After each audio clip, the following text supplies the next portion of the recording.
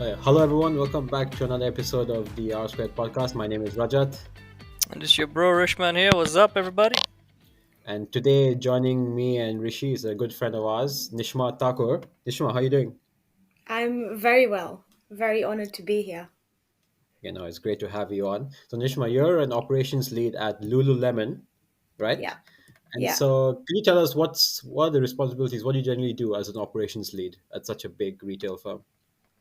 Um, so technically, I'm in charge of all the product that's incoming and outgoing and how that gets set up day to day and all your monthly checks, your quarterly checks, all that kind of stuff. So, Okay, in a nutshell. awesome. Okay, cool. Because I Yeah. know from the discussions at least we have had, I feel like you do everything at the store because you're always so busy. I've had a little bit of experience in all parts of the business, which has been great, Okay, but okay. right now it's focused on the operations, so it's not so bad. Okay, right, right. And how long have you been at this role for? Oh my God, this journey started in 2021. It was very much Mhm. a part-time after COVID, enjoy summer vibe, and it just kind Yeah. of kept growing from there. So it's been a couple of years. Yeah.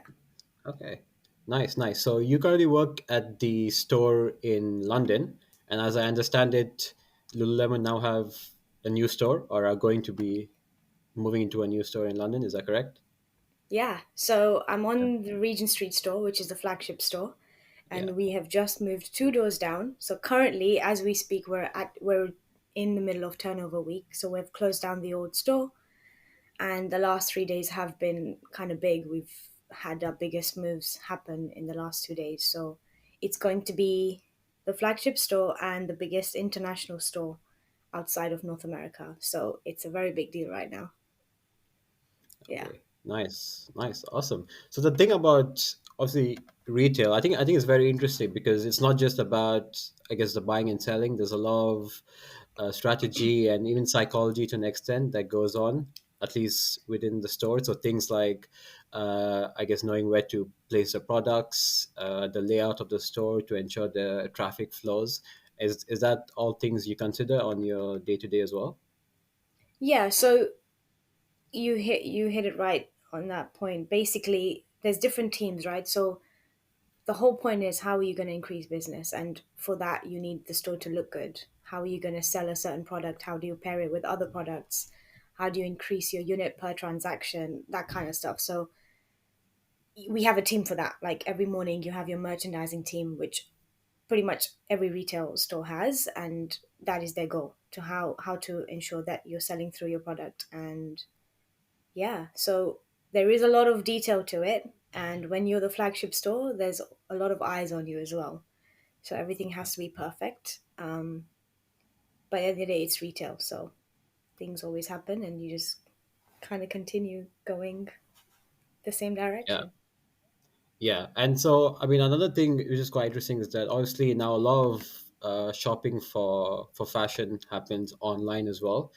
So how are you balancing that, making the, I guess, the in-store experience also worth customers coming to as well? So I actually feel a little bit proud about this. I don't know if you've visited any Lululemon stores, but it is quite an inclusive experience. The whole point of you walking into a store is our role is to make sure that everyone feels very welcome. You have to greet them, and I would encourage you to come and try on just a piece of clothing just to experience the full thing. And I think that's what converts your guests to come into store. Again, it's all about how your store looks, the people you have working in your store, how your journey is from going into the fitting rooms to coming out to cashing out and all that kind of stuff. So there is a lot of there's a lot of attention to detail when you're in as a guest, is what we like to call them. Okay, nice. So could you tell us like a bit more about that? Let's say I've just come into the Lululemon store. Could you take me through what I would experience while I'm Yeah. there? Yeah. So you've walked in, you'll have someone who greets you at the door and says hello to you, will ask you what you're looking for today. If you are looking for a certain thing, they'll direct you to that section. You go to that section, you're met with another assistant, let's call them. and they'll just ask you for what exactly you need. Uh, and depending on the activity you need a certain product for, you'll be directed to that space, and you're then encouraged to go and try on. You go try on, you're greeted with another team in the fitting rooms, and it's just an elevated experience of you trying. It's a very personal shopping vibe in there, and that's what the aim is. And yeah, it's designed to make you feel very comfortable and confident in what you're trying and what you're buying. So yeah, I would highly Okay. encourage you to come and try out. Yeah, I will. Now that you mentioned the It's experience being so opening week good, I next think. weekend, so you gotta come. Okay. Awesome. Yeah. Awesome.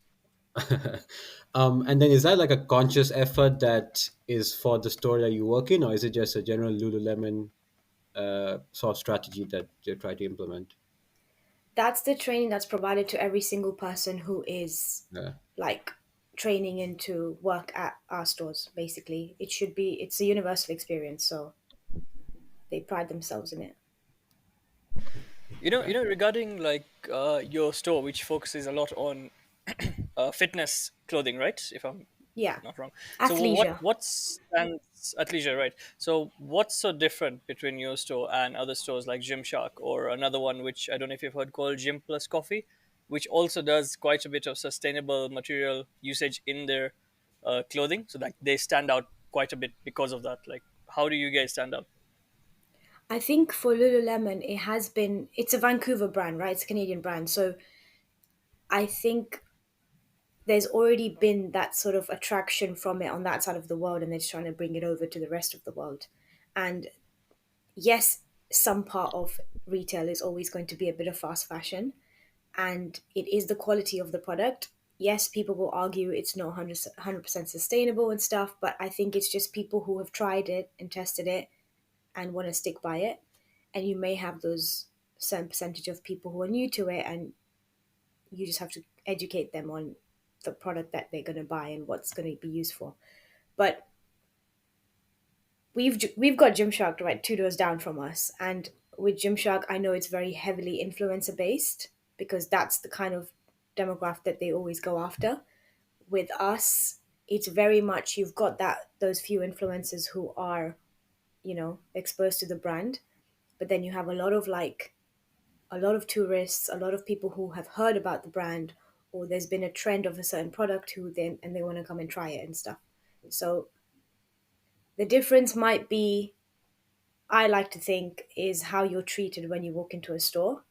Um, like I've walked into Gymshark a couple of times and no one comes and says hello to me, and that could just be the days I've gone in. Whereas for us, if I'm managing my floor and I'm literally making sure that all my team is making sure that every person in the store who walks in is greeted well, and even if they're just browsing, like just acknowledging their presence. So I think that's the key part.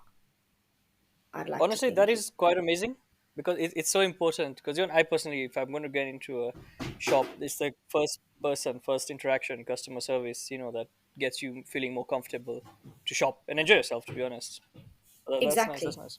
Yeah. The experience is what the person's going to remember. How you treat them is what they're going to remember. So yeah, hopefully we're doing the right thing. So yeah, Nishma, you're saying, so as you said, the main difference would probably be the in-store experience, right? So is there something memorable that you have from your time at Lululemon that sticks out in terms of customer experience? As a customer or as the employee? Okay, let's go with both. As a customer, wow. Honestly, I didn't really shop from Lululemon before I even like worked there. But I think the first days of me working there, just learning how to talk to people in a certain way and really connecting with them. Like I've worked in retail throughout uni and stuff, right? And that job was very different in the sense that I was very professional in it. I wouldn't even let that emotional connection come in the way. But working at Lululemon, I really had to learn how to just talk to someone, and as you would when you're meeting a new friend, when you're in a group of a big circle, and you've met a new friend. And I think the initial stages of that was very interesting, and I actually made some friends throughout that journey because yeah, it was quite special at the time. And then now I think as an employee, I always like to think if I was to walk into a store, how would I like to be treated? So, we all have biases. So you'd look at someone and you'd have 100 biases that just come to your mind, and you kind of have to not let that get in the way, and you just have to connect to that person. So yeah, I wouldn't say Mhm. there's been like a specific memory, but it's been a very nice journey. Okay. And on the flip side, you have a bad experience as an employee with a very difficult customer. Yeah, obviously it's retail. You're Yeah. gonna you're gonna have Yeah. that. There's been a couple. Look, like at the end of the day, people are grumpy. They've had a bad day. They just want to come out. They come in Mhm. and just take it out on you. So I've had a few bad ones, but I've learned how to manage them right now. Use a Okay. few professional words and use the same script, and you got to stick with that. Yeah, professional words outside, but some other words in your head. Is Oh that yeah, correct? as Yeah, always. yeah, yeah. You want to Yeah, give some detail as to what type of like experiences, as in, is it like just unrealistic demands or just rudeness, or is that basically it? yeah. It's when you're literally explaining the policy to the guest, and they just don't want to have it. It's Mhm. they think they're above you, which is a sad part of working in retail. Like you get treated sometimes not the best, especially if you're not a manager or And I've got that odd. Oh, can I speak to your manager? Like, yeah, you're speaking to the manager. Like, I love that. I love when that comes out. I'm like, I'm right here explaining the policy to you. You just gotta. Mhm. You're not gonna have it any other way. So yeah, Yeah, yeah. All right, but nice, nice. Yeah. And another thing was because you also mentioned a bit about the sustainability and fast fashion aspect of things. mm, I guess you can classify Lululemon as fast fashion, right? yeah, Or yeah. yeah. And so actually, completely by coincidence, earlier this week I was actually listening to a podcast on fast fashion. We was talking about the rise of like companies like H&M and uh, Shein and etc. etc. And a lot of it was about basically how the amount of the frequency at which people buy clothes is a lot more compared to before, and also the frequency at which people dispose of clothes is more than before. And so, is that something you guys keep track of in terms of, maybe you won't maybe know in terms of disposal, but like people returning clothes or things along those lines? Yeah, so just for context, like a pair of leggings is almost 100 quid. So when you are selling that, you have to justify why people are going to spend £100 on a piece of clothing. In saying that, the quality does speak for itself. There's instructions to how you wear and wash certain products, which is why when you come in and you're looking for something, you get asked what you're going to use that for, and that way you'll be directed to the right thing for you. We do get a few returns here and there. Obviously, it's clothing, but people very much tend to confuse wear and tear with an actual quality issue. So those are the conversations we have to manage to make sure we're not, we are being as sustainable as we can as a store. And every store is different, right? Every store has a different demographic of guests who come in. For us, it's very highly tourist based because we are literally right on the middle of Regent Street. And the sheer volume of guests day in day out is just it's insane. So we try to do our best as a store and recycle what we can. But again, it is fast fashion. Some people Mhm. just want to come in and be like, I'm not happy with this, you know. Yeah, there's some situations you do have to just make it right for them instead of, Mhm. dealing with the whole drama. But yeah, it's I wouldn't say it's as bad as Shein and H&M, but Okay. it's not the greatest. Yeah, yeah. As in, you mentioned recycling. So, what exactly does that recycling involve? So if people do come and return it, um, that does get sent out to our warehouse where it's either recycled or it's just sent to if it's If we are able to sell it again in one of our outlets, then it goes there. If not, it goes to a warehouse, it gets recycled. How that happens in the warehouse, not sure. That they have their own process for that. But we've got guidelines and SOPs that we follow, how we categorize certain products and returns, and then they get sent out to their respective spaces. Okay, great, great. And I mean, you also mentioned about so the volume of people come in, considering the store is basically in the middle of London. Uh, on average, how many people do you get a day? Let's take out holidays and Boxing Day and all that stuff. That's another topic. But generally, on an average, how many people do you have a day? You get around, this is a ballpark figure, let's say around 2,000 Oh roughly, wow. Okay. up or down. Um, but when it's like a weekend day and it's a special occasion or there's an event in the city, or I'll give you an example. For example, when Taylor Swift was touring in London, it was like half term every day. Like it was just insane traffic. Like we could see it. So it depends on the time of the year, if it's half term, if it's any holidays. Obviously, December time is just nuts. But yeah. Mhm. Yeah.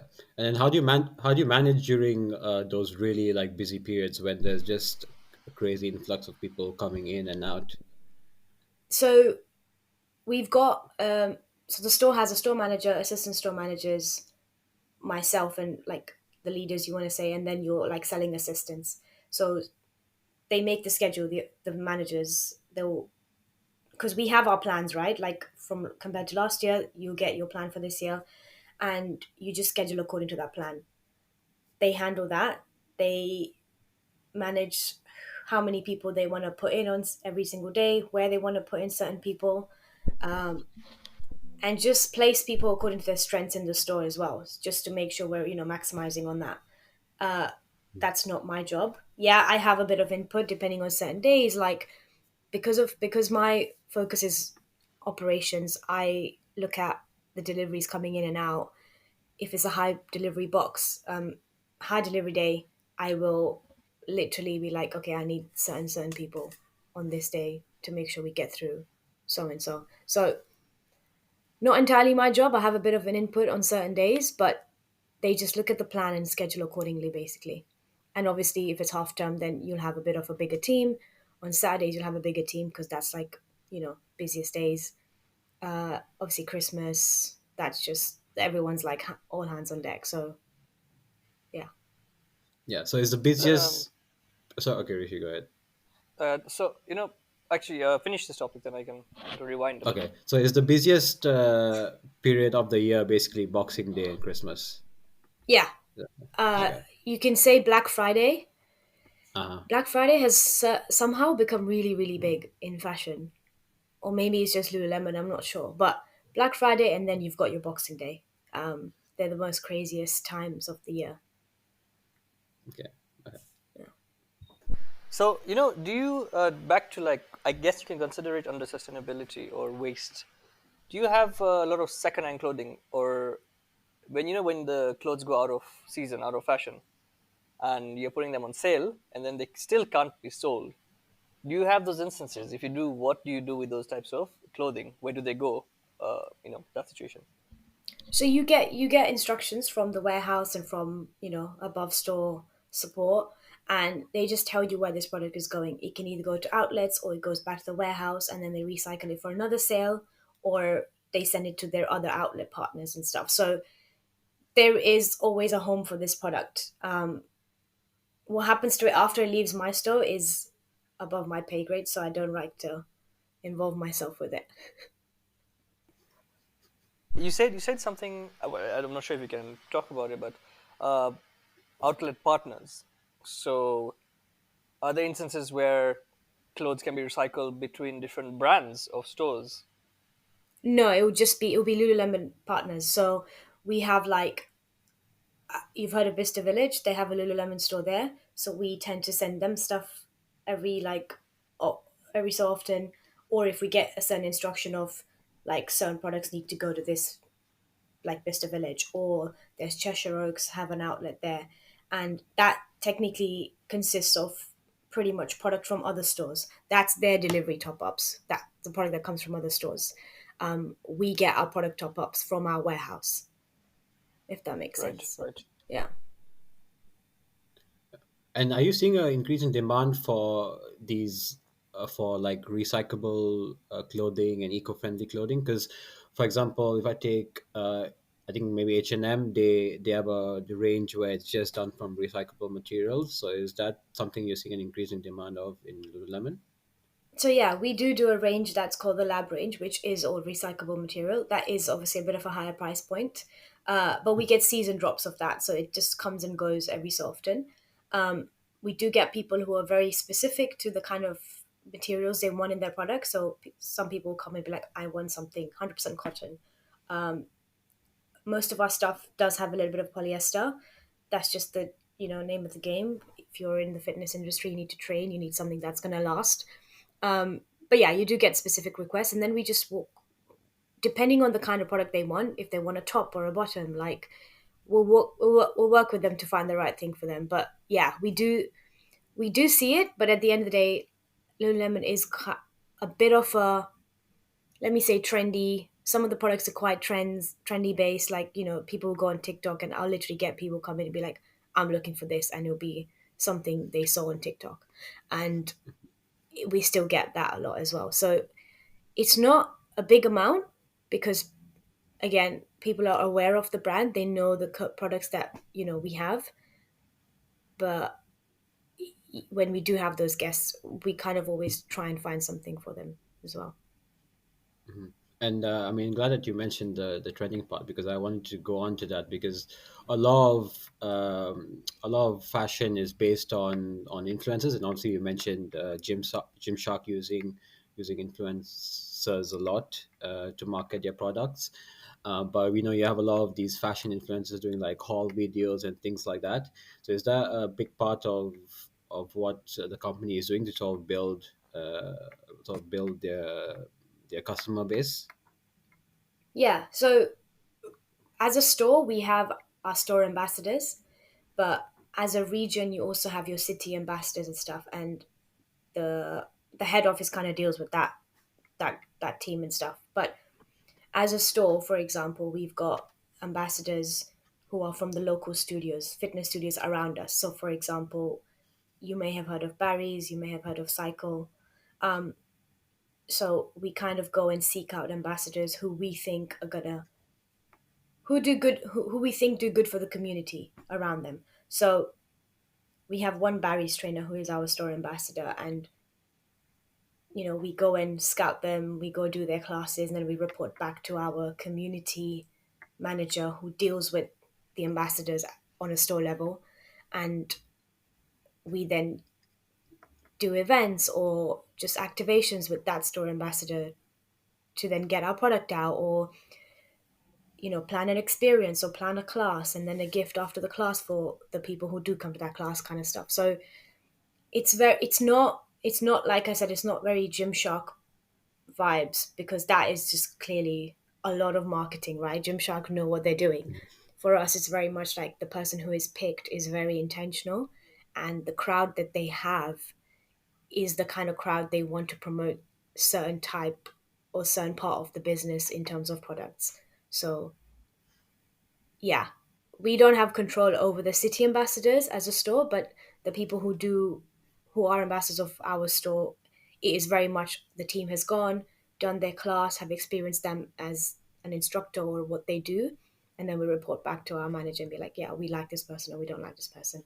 Because at the end of the day, you want to be able to connect with that ambassador and you know be able to enjoy who they are and what they do. And it just comes back to us as a store, which is always nice. Okay. And so what's trending at the moment in Lululemon? Um, there's always a certain one jacket that is always trending. It's a women's jacket called the Define jacket.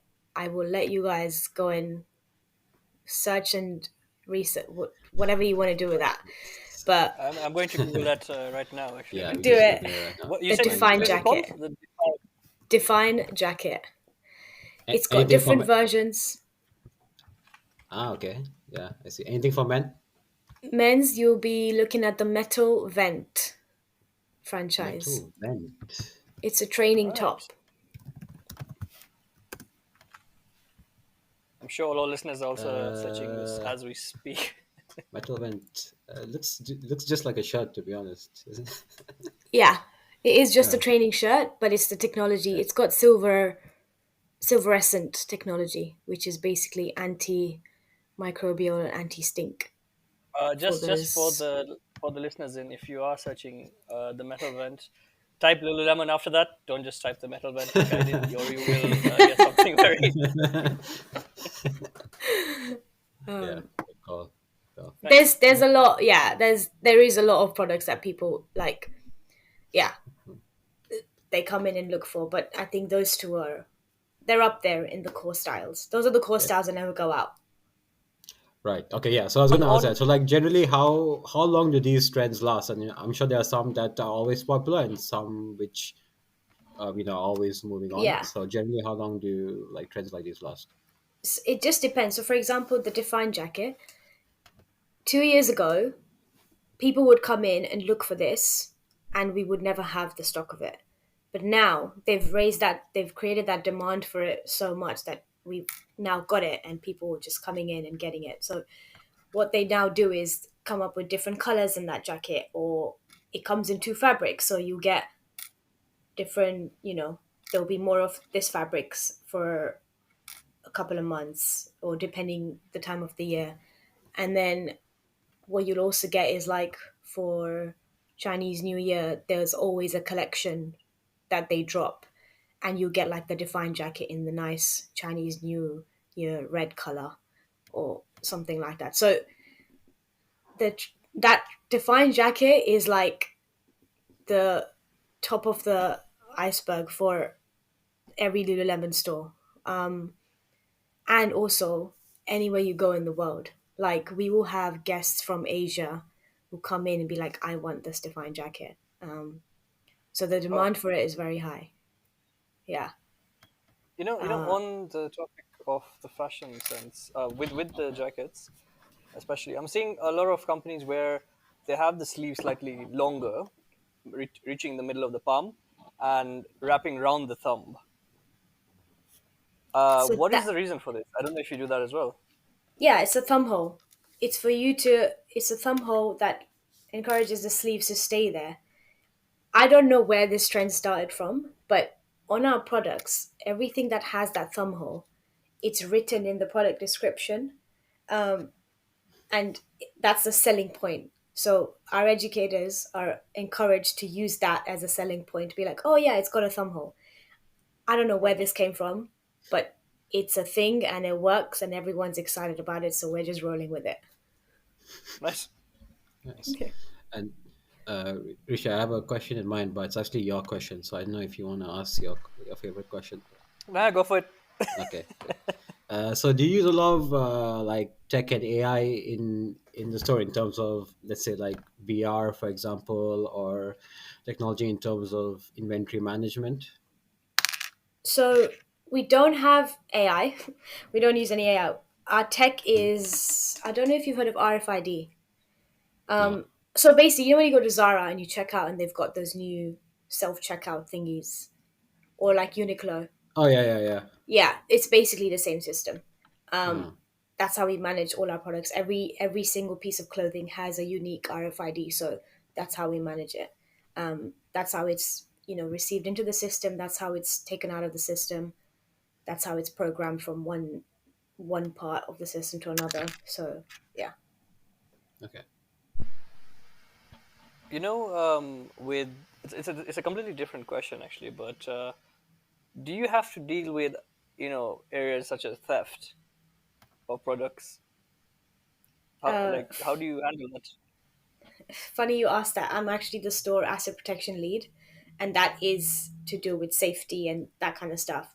And we this is London. You will get people who literally come in, grab and run, or grab, put in their bags, walk out. Like I have seen it happen plenty of times, and that's just something that you cannot engage with. You just let it happen and you report it, and you report it on an asset protection tool, and then kind of works itself out from your losses and profits and all that kind of stuff. And it's we have a certain crowd that we know, and we recognize them, and we know these people always come in for one thing, and you can't engage with them because at the end of the day, the safety of your employees is more than the product. So yeah, we do get it a lot, especially during obviously those high season times. It's an insane amount. Do you have security at the Wow. store, or Yeah, we do. okay? We've actually got security who have body worn cameras now as well, and like again, they're there to make us feel protected. They're not there to like engage with the theft. Oh, really? So Oh, as yeah, in, would they yeah, not, yeah. as in, chase after someone if like if So someone's that's not stealing? no.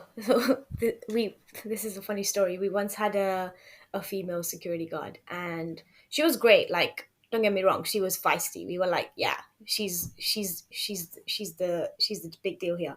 But she did chase after someone across the street, and she's just not supposed to do that because she then left the store unattended.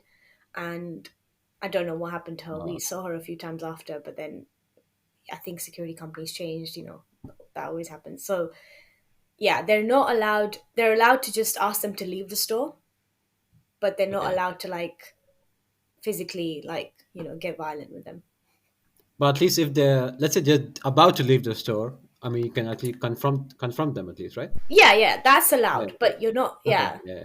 I think a few years ago, I don't know where this story came from, and I don't know what story happened, but there was an employee who actually ran behind someone, like left the store, and they were obviously told like you're not allowed to do that. And I think that's when they like really went hard on the rule that Oh. you cannot chase after someone. You can just ask them to ask them if they're doing okay, if they need any help when you see them stealing, and you just be like, if you need any help, let me know, I'm here, and just escort them out if you need to. But That is crazy. That's such an Mhm. interesting policy. yeah, Yeah. but Yeah. if you think about it, if something was to happen to that employee and they were to sue the company, obviously they're Mm. Right. gonna, you know what I mean, like, so they have to think about the safety of their people first, which is Yeah. fair, Yeah. Yeah. because I what's guess the loss of a couple of the £100 to a multi, correct. like it really doesn't Yeah, very matter. true. Very true. Yeah, Yeah. that's a fair point. Have you had any employees who have stolen? No, not since Yeah. I've worked there. Yeah, just slightly siphoning off fitted Yeah, jackets I of the back row. no, no, Uh, I don't. I haven't heard of okay. any instances since I've been there. So if it's So happened, yeah, either they're doing it very well or they have or illegally. yeah, or they're not doing it. Who knows? Who knows, right? Yeah, Yeah, who knows? Who knows? Yeah, yeah. yeah. Um, so another thing about I wanted to ask you is that while working at the store, you have met a lot of famous people. Yeah. So can you go through the list of famous people that you have met and describe each of those experiences? Oh my god. Okay. Um. Right. My first interaction that I can remember. So I started in the Covent Garden store, and this is obviously just 2021, so still wearing masks, COVID, whatever. And I was at the door. I was the person greeting every guest coming into the store. And this lady walks in, and she's like, I want another pair of these leggings. She just points to her leggings. And I just look at her and I was like, oh my God. Oh my God. And it turns out to be, at the time, Lewis Hamilton's trainer, Angela Cullen. And you can say I'm a huge fan because I recognized her from through the mask and looked at her eyes, and I lost my shit. I was like, oh my God. Sorry, I just need to take a moment. Like, I know who you are. This is really weird. Um, and yeah, just helped her. I told my manager, I was like, I need to help this guest. Someone needs to come and replace me because I'm not staying here. Anyway, helped her out, got her what she wanted, spoke about the sport, um, checked her out, and then she took a picture with me, and then she followed me on Instagram, and that was it. Oh We're wow, Insta buddies. uh, Yeah. nice, Nice, nice. Um, nice one. So yeah, that that means was a. when this podcast releases and you share it on your Instagram, she could see it, and Yeah. maybe she could be a I don't guest. actually know if she's on Instagram anymore, actually. That Oh was right. obviously a couple of years. I don't, yeah. We'd spoken initially when we'd first followed each other, and she'd sent me like Have you seen the AG1 green powder Yeah, yeah, yeah, adverts? yeah. Yeah. So she was doing promoting that product, and I remember her sending me a link like, "Hey, I've got a discount code if you want to try this." What the heck? You're on DM basis with her. I think that was the last few bit Oh, of conversation we had, and then yeah, and then I think and then she left, and I don't think she's on Instagram anymore, I believe. So oh. yeah, Maybe it's time to get back in touch and someone will find her. I know, I know. Apparently she's apparently She's coming back with back. Hamilton. Yeah, with Ferrari. So I oh, know. So who oh, knows? I might see her again. yeah, yeah. Yeah, Nice, so that was first interaction. And the second one I would say was, I'm trying to go in timeline order. The second one was actually during my time in Sydney. So for context, I transferred with Lululemon to Sydney and I worked there for about 9 to 10 months. And whilst I was in Sydney, um, I had someone came in and he was just a very tall African guy. And I felt like I knew him. So I fully like, waited for him to turn around and like get a chance to see his face. And it was basically Winston Duke. So Black Panther, mm. Glory to Hanuman, that guy. And he was there shopping with his sister, and he was in the store for about an hour, and they were actually filming The Fall Guy in Sydney at the time with Oh, Ryan Gosling and Emily Blunt. So that was quite fun. But this was a very team interaction. At the time, I remember there was an event going on that street, so traffic was really low in the store, and everyone was just having a conversation with him. So that was quite cool. Got a picture with him, and nice, yeah, he didn't say anything out of like, yeah, it wasn't anything, you know, wow, but it was just a nice conversation. nice. Very cool, very cool. Yeah. And and then Good job. Okay, and then the next one was uh, so it was at Regent Street. I think it was a really busy weekend, and I was going up or down. Anyway, I saw this Asian man, and I was like, oh, he was dressed really cool. He had a really nice like Prada bucket hat on and like just a cool outfit. And I saw him, and I was like, oh my god, that's Joe Guan Yu. So F1 Mhm. driver, and I saw him going down the stairs, and I was like, let me just make sure this is him. So I went down the stairs, and I saw, and I was like, it was him. Anyway, I he ended up coming to ask for help with something. I can't remember what exactly happened, but I ended up speaking to him. And I was like, "Oh my god, I know who you are. This is really cool. Like, how are you?" And at the time, he was actually a city ambassador in Japan for Lululemon, so he gets an ambassador like allowance and stuff. So helped him out with that. That was really cool. Got a picture with him. Saw him again in the store, and we have a personal shopping suite. Like at the time, we had a personal shopping suite, and I was like, look, if you ever want to come in and spend some time and just be away from the crowd, like you can just email this email and we can help you out. And yeah, exchange a few words with him. Obviously, you can imagine not a man of very, very many words, but again, cool interaction. Uh, and then it was, I think, summer of 2023. I saw, again, I went upstairs to men's and I was just handing something over to one of my colleagues.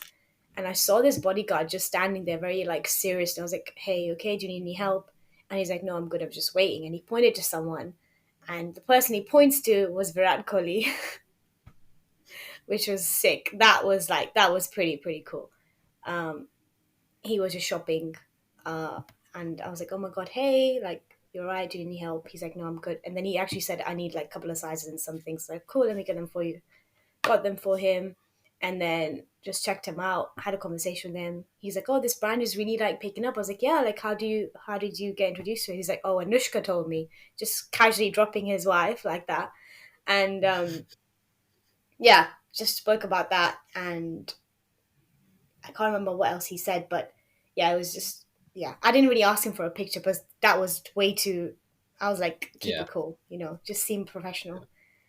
And the yeah. same day after I spoke to him, um, Sachin Tendulkar was shopping with his wife in the shop as well.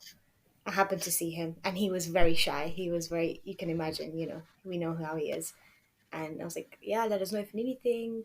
Um, and I saw later that day that he was on Regent Street and he took a picture with Brian Lara and they were just shopping Wow. together. So that was cool. It's like, oh, My missed God. another one.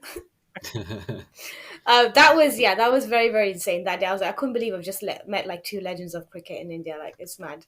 But Hmm. Yeah, very yeah, cool. Cool. Yeah. I, I definitely wanted to ask you about this because I knew all those stories could be That is yeah, really good. quite the number. Yeah. Like it that's really quite a is. lot. I know. I didn't, yeah. I don't deep it much, but when I tell people, I'm like, wow, that's actually, it's pretty sick. Yeah. How it happened? No idea.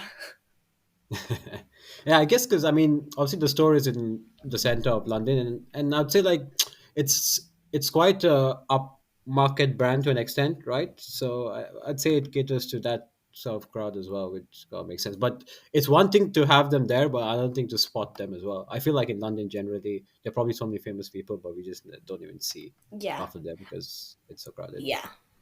I've definitely Yeah. seen a few more. Not very famous, but Mhm. like I've seen them on TV somewhere, and like I've recognized them. Mhm. But it is again Mhm. because of where we are, we do get those kind of crowds, right? Like it is just shopping based, Yeah. so you get people coming in all the time. Yeah, yeah, absolutely, absolutely. Nice. And so, moving away from the retail stuff now, I want to touch on something you also do. Probably takes as much of your time, if not the same amount. Is That's okay. fitness. You're really into fitness. And so, before we get into what exactly you do, maybe, were you always into fitness, or is it something you got into like recently?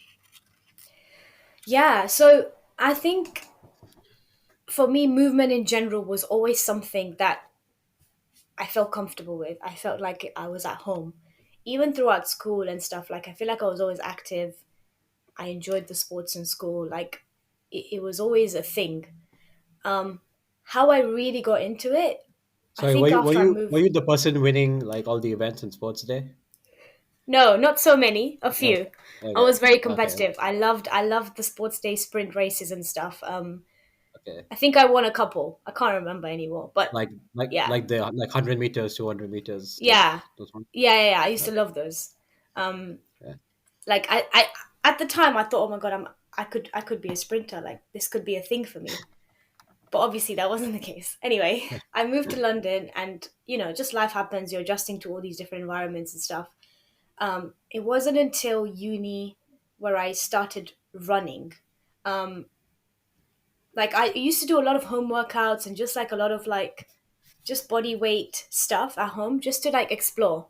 But when I was in uni, I started running with one of my friends who I met in college, and she she's the one who exposed me to Lululemon because she worked for Lululemon during uni. That's how I came to know the brand. And, you know, because she was already exposed to that environment, like she would run and do yoga and do all these kind of things all the time. Um, and we would start running together. And then cut to uni placement year. I was on placement for a year, and my team who I worked with, like everyone's a variety of age and stuff, and at lunchtime they would just go for like a quick 5K run or a quick 40-minute workout, like at the gym, at the placement gym, sorry, the office gym and stuff. And I think from then is where running really started for me. And like every lunchtime we'd go for a run, come back, continue work. Sometimes it would be run, finish work, run, come back, finish work, go to the gym in the evening with my housemates and stuff. So that's where it really started. And Damn, I double think I was a session, huh? fit. Yeah, Oh, I wow. would that.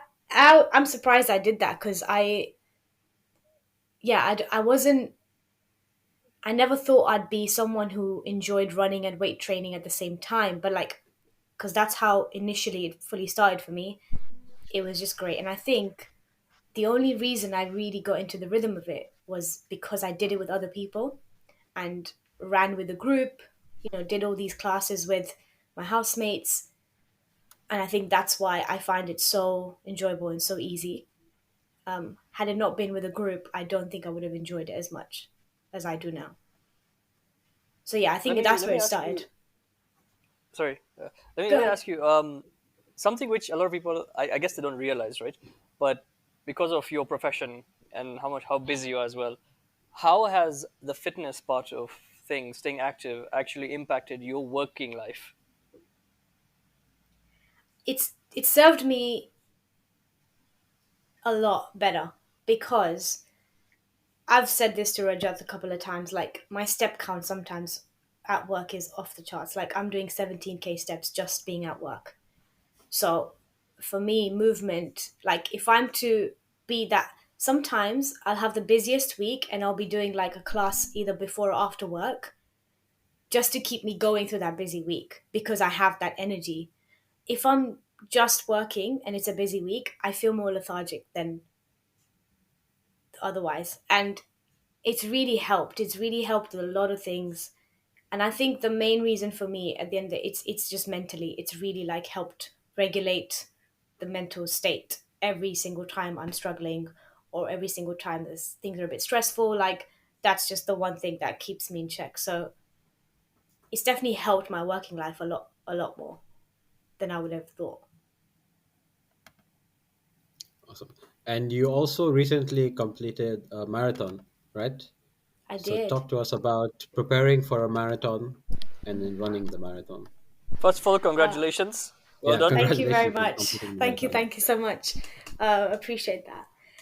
Yeah, I completed my first marathon in September last year. It was the Richmond Marathon. I highly recommend it. It was the most beautiful route ever. It was a perfect time. Just amazing, amazing route and greenery everywhere, water. Uh, Very well organized, I would say. Uh, but yeah, that was great. I started training for it, but the training kind of fell through because I was visiting my mom in Nairobi and we were like, holidaying around. And as you know, when you're with your mom, you're just eating and drinking and it's just a bit all over the place.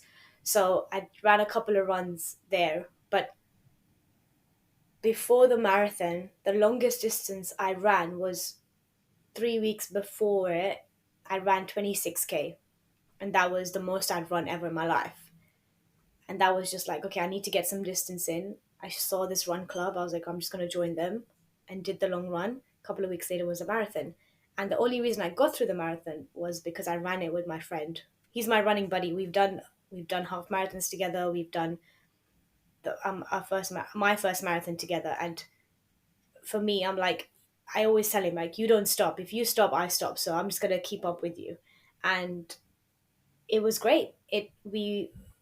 We started at an easy pace, and we'd given ourselves 4.5 hours to complete it because the day before I was at work. I'd had a really crazy busy day. He was on a pub crawl. He didn't drink that much, but he was out drinking a little bit. And we both woke up that morning. We're like, why are we doing this to ourselves? We're like, no one was ready.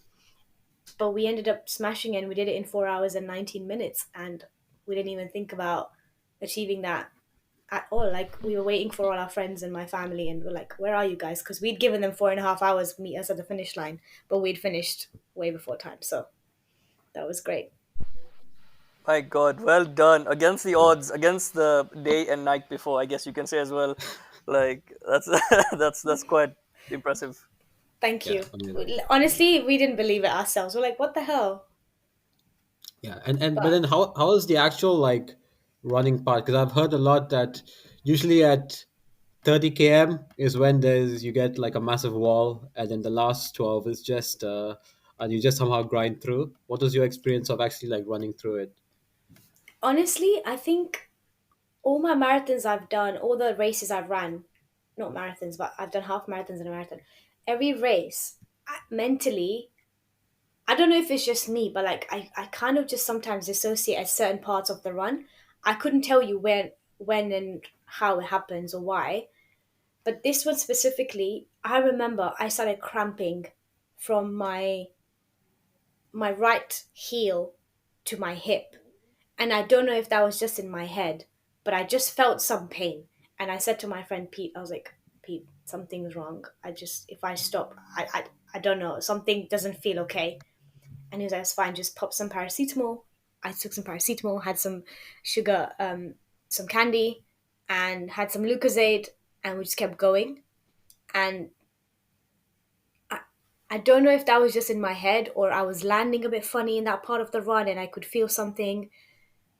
But after that, it was fine. Like I don't even remember how I was trying to motivate myself just to get through to the end. But again, like I said, the only thing that helps is because I had a friend running with me and we were both, we were just the knowing that we were both together.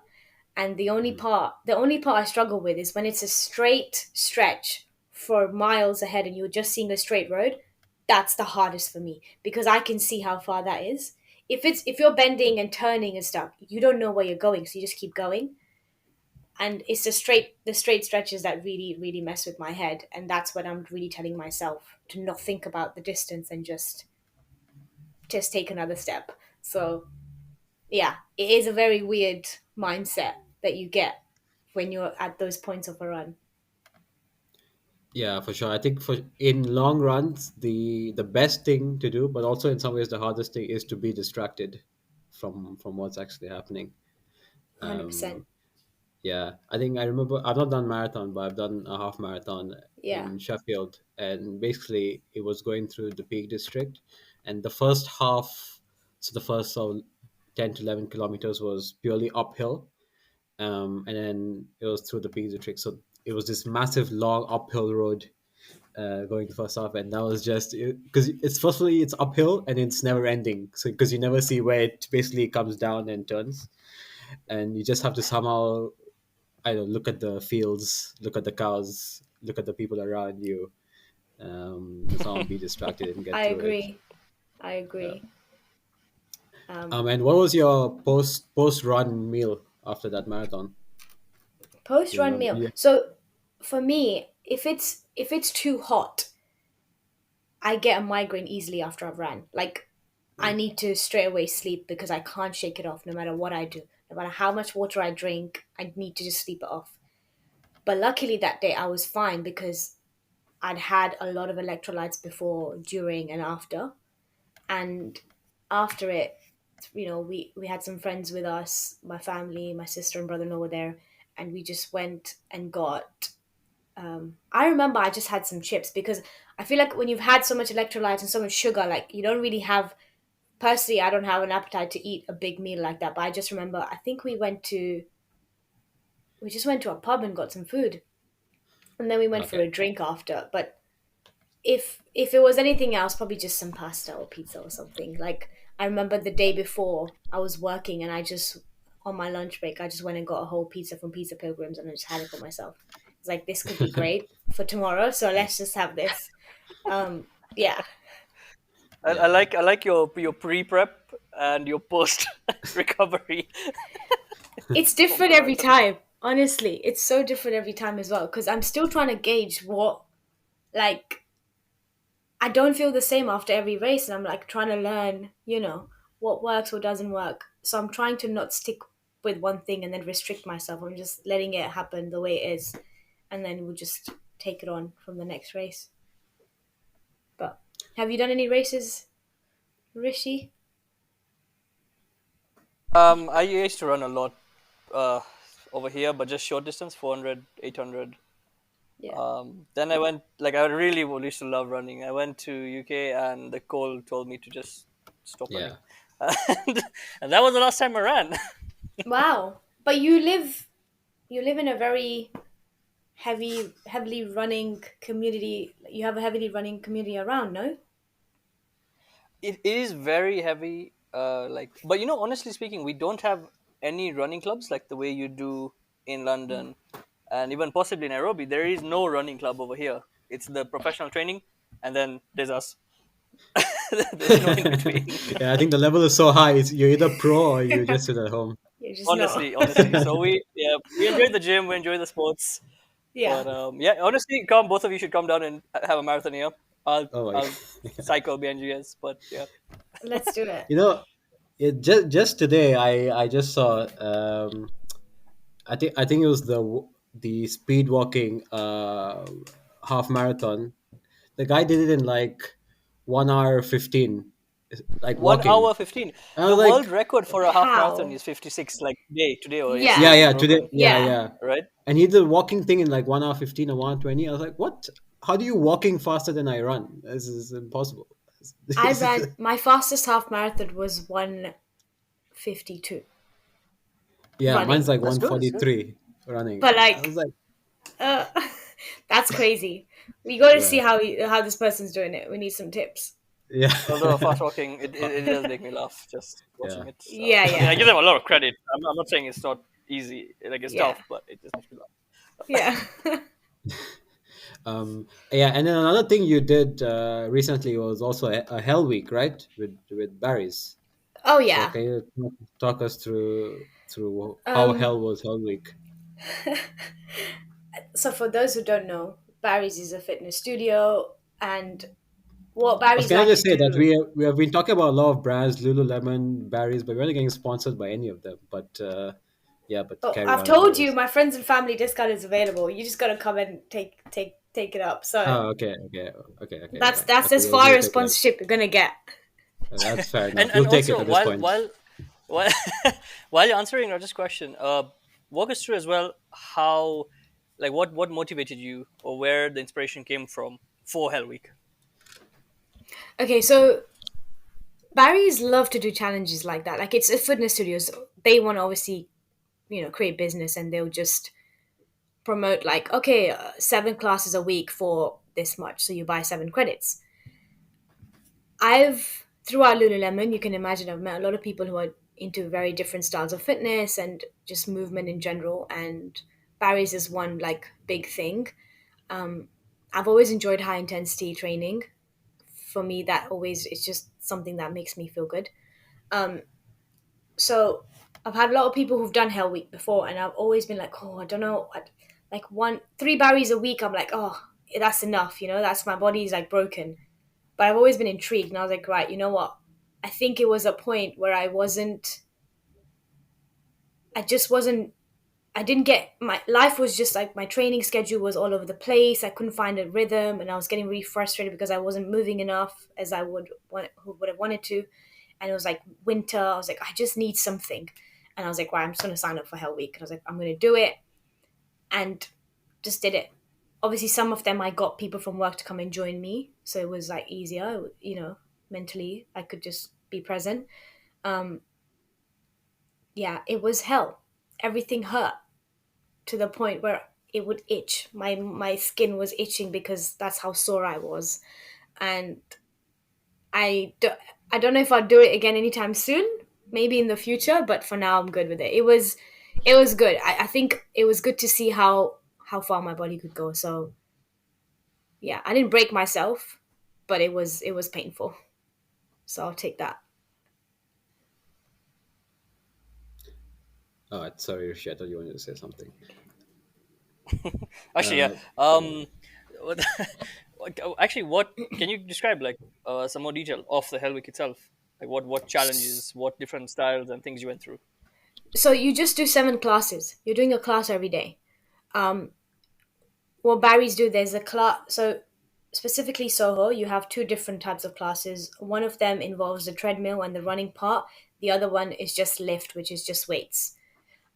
It's they all range from 45 minutes to an hour, and you just do a class every single day. Now it's just high intensity for every single day. You're just doing weights, and then you're interval running, and then you're doing weights again. So four I think I did 4 classes where it was treadmill and weights and treadmill and weights, like that kind of structure. And then the other 3 were just lift, which was just weights. So the days where I needed to break it up a bit and not run, within the class, I was just doing weights. But it's lift is designed for you to just lift heavy. And that was challenging after having run and done a bit of weights throughout the week already, and then challenging myself to lift even heavier. Like I was able to see where my limit was, how far I can push, how heavy I can lift in certain movements and stuff. So that was quite interesting. But yeah, I think because some of the classes are really full and you've got different instructors and different vibes, like the energy itself, you're in there for 50 minutes, you're just in there, you're locked in. But I remember one of them I really struggled with because my head just wasn't there. I was like, I need this to be over right now. And I don't know whether that was because I was stressed about something else or hadn't had enough sleep or just feeling really tired. Something was blocking me mentally. And I remember I was really struggling in that class, but got through it. Don't know how, did it. And as soon as it hit, I didn't even wait for the stretch like cool down. I was like, I'm out. Get me out of here right now. Yeah, it was fun, but a lot. Amazing, We should amazing. definitely try one. I know Yeah, you've yeah, been saying you want to try one, Rajat. yeah. I don't think I'll do Hell Week, but definitely come for a Not Hell class. Week. We'll just go for one Oh yeah, Barry's yeah, class. yeah, yeah. Yeah. No, I'll definitely be down Yeah, for that. Yeah, yeah. yeah. That's good. Good. And then so generally, like, what's your workout thing like? I think do you work out every day or like a couple of times a week? I aim to work out 3 to 4 times a week.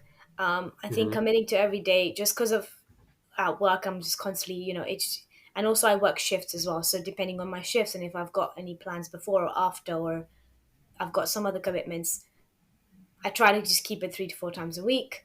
It could be a run, it could be a session at the gym, or it could be just a class. And that class could be Barry's, or it could be yoga or Pilates or anything like that. And because of work, we tend to do a lot of community classes as well. So, like this coming week, we have turnover week. So, there's on Monday and Thursday, a group of us are going to do a reformer class, and then on Thursday we're all going to go and do a Barry's class. Like, so it also just depends on all of that. And I think people get very strict about, oh, I need to move and I need to do this and I need to go to the gym these many times a week. But as long as you're moving your body, it doesn't matter, right? Like, even if it's a walk a day. And I think I've really come to, I've had to try and make myself understand that, because initially I was, getting stressed out with this outside pressure, like, oh, you should be doing all of this. And being in a fitness world or being exposed to all this stuff, like I would get really worked up about not doing enough. But now it's like whatever I can do is good. And now also I'm moving my body at work. I'm doing my 10K steps every single day. So I'd like to think I'm healthy and I'll live a bit longer. So I'll take that. And do you have any like fitness goals or any bucket list things you want to do in the future? Yeah, 100%. We've spoken about this. Definitely want to do a high rock soon, because Yeah. that scares me, but I really want to try it. Sorry, what's a Hyrox? High rocks is a competition Yeah, Rishi, remember around. I sent it to you, and then we were like, then we quickly Right. realized that Okay. it's out of our depth. Yep. Yep. Yep. Yeah. I Okay. thought that I I used to know. think that too. Listen, I used Yeah. to think that too, but I really think that, because I know you're both into your fitness, you gym, so I don't think it's as out of your depth as you think is. Eh, It's on the list. It's definitely on the I list. think it's within reach, but I don't think we're there yet. Okay. Well, yeah. Anyway, hopefully soon I'll do one. I just don't have the motivation for it right now. Um, Mm. But yeah, high rocks would be one thing, and I think just a couple of marathons. One of the biggest thing that I've always tried to do is enter the ballot of London Marathon every year, never get in. So hopefully one day that will be ticked off. But other than that, not many right now. For your running, do you have any like times that you have in mind for specific distances? Yeah, I'd love to do a half marathon in a quicker time, even if it's by 1 minute. I'll take it. It'd be nice to do a marathon in 4 hours or just under, but shaving off 19 minutes right now, I don't know. That seems a bit a bit far. Well, it's 19 minutes, but you didn't even train for the last 3 weeks I before. know. So, Yeah. That is true. That's yeah. actually quite true. No, I know. I think with the proper training, I could get it. But my friend, actually, the one I run with, he sent me an ultra marathon in Oxford later on this year. Oh my God. Yeah, I don't know. I don't know how I feel about that. Like, and speak like when I tell you about this friend has done triathlons. He's swam Yeah. in Loch Ness. He's done a bunch of things already, and I'm nowhere near that. So He's one of those, yeah, huh? yeah. But he's also the good thing. He's not cocky about it. So I'll take that. Yeah, But I think he's just trying to stay young. Um, yeah, yeah. so we'll see about that. I haven't made my mind up about that one, but I'll have to think about it. Nice, nice. Yeah. Awesome. Yeah, amazing. Do you have anything else? I don't have any other questions from my side. No, no. Honestly, I think that has been extremely informative and honestly a really fun two sessions. I can say it like that. It's been really good. Lovely. Again, like I said, I was honored to be here. So thanks to you guys. Yeah, we knew we'd have Happy a to lot Right, of right, share. right. nice stories to share. So I got you on. Yeah, And Yeah. shall we move on to our final part of the evening? Oh, let's move on. Yes. I'm intrigued. All right, it's just a nice and easy rapid fire questions. Just a few questions for you. All right, Okay. let's get straight to it. So, question number one: which country would you love to live in if you retire? Oh, If Australia you or New retire or Zealand. when you retire. If It's a choice. It's a choice. It's a choice. I will take when, I'm not taking if. I'll take when. Um, let's go New Zealand or Australia because I love my time in Australia and it was just beautiful. Nice, nice, nice. Yeah. All right. So, question number two: what is your dream company to work at, if you're allowed to say? Oh my god. I don't think about all of that, but I'm going to say my own company, Oh, nice. That's whatever very that good. will Okay, be. nice, Yeah. nice. That's a good one. All right, question number three is a little bit deep, but how do you handle failure or setbacks? Ooh. I think for me personally, I just have to remind myself of how far I've come. Life has not been straightforward for me, and it's another learning curve. And it's not as easy as just saying it. I'm going to remind myself how far I've come, but it is that constant effort of really just sitting down and appreciating and being grateful of how far I've come, what I've learned from that experience, and then just doing something different for the next time. Nice, nice. That's a really good answer. Okay, so question number four. If you could have any one superpower, what would it be? And you can decide to tell us why. I think it would just be to teleport. Like, I just want to be with my mom when I want to be with her, go see my family anywhere in the world, go travel. I think that would make me rich in every way. Oh, nice. That's quite nice. All right. What is your go-to karaoke song? I'm not a karaoke person, but if I was to sing something, I would probably sing. I don't know if you know this song, but UB40 is a band, and they Oh, yes. Reasons. Reasons is one That's of a our classic. That's such a classic yeah song. yeah. I love that song. I've got a lot of memory with that song. It's my dad used to love that song, so it's very like close to home, and I'd sing that any day. It is. I would rank it under a classic as well. Yeah, 100%. It is a yeah. very, very It's a nice one. beautiful song. Yeah, Yeah. yeah. All right. Second last question. What is one quote, be it your own or someone else's, you would like to share with us? I use this all the time. Shit happens where you just move on. Nice. I Straightforward, like Yeah, that. but yep, very real. shit always happens. Sorry for the language, but yeah, you're never gonna not have anything go wrong. Things always go wrong. You just gotta, yeah, okay, cool. What next? You know what I mean? Very nice, very nice. And the final question would be: what is one book you would want to recommend to our viewers from what you've read, or maybe what you would want to read? I'm not a reader. I really am trying.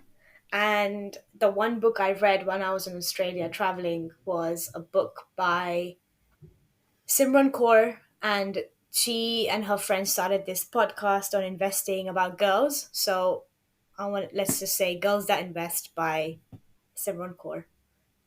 It's educational. It might help someone. I don't know how much it's helped me. I'm Nice. still trying to figure that out, but yeah.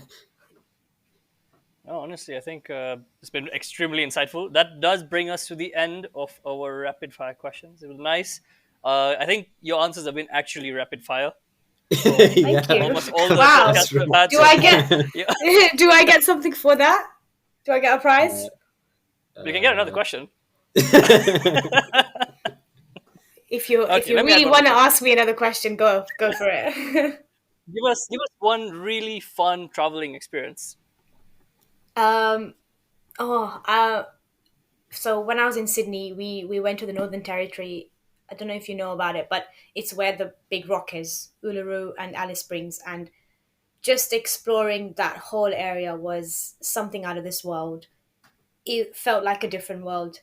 It was in the desert. It was hot. It was so untouched. It felt so spiritual, um, and it was with three people who were absolutely fun.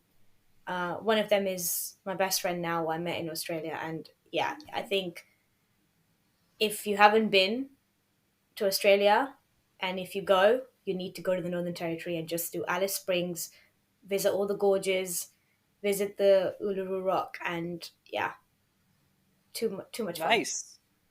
I think I'm gonna. That sounds really like Okay, I gotta go there now. Honestly, The way you look it put it. up.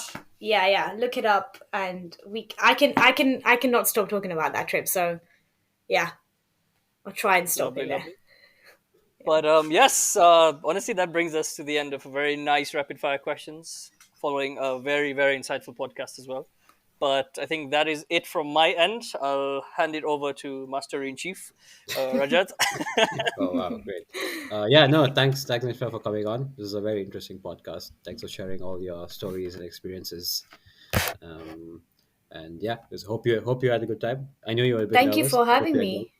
No, no, no. Thank you for having me. I was just nervous about the fact that I don't know what insight I can give you. I don't know. I don't think it would Ah, be that interesting, but I'm glad you've enjoyed it, and I'm glad I brought something fun. So happy to yeah, always share.